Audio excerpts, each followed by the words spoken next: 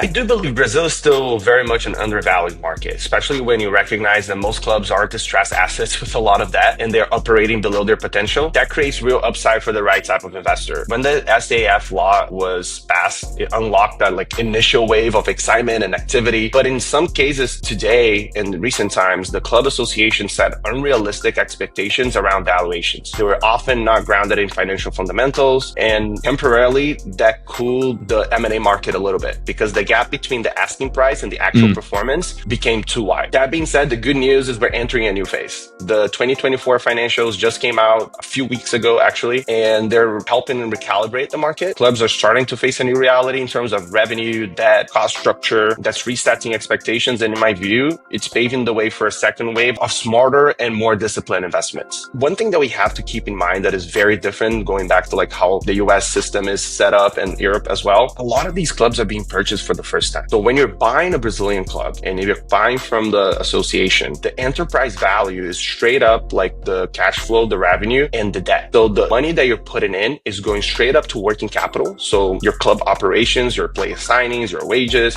real estate improvements, and debt repayments. It's not going to another owner's pocket. So there's a huge benefit when you're buying a soccer club, in my opinion, because you're straight up just injecting money into the club. And a lot of these distressed assets under the new SAF law, they have so many different opportunities to restructure that debt and a lot of benefits in terms of long-term plan and how you're going to repay all your creditors. That is just a massive benefit. And that's one of the main reasons I think Brazilian clubs are undervalued today.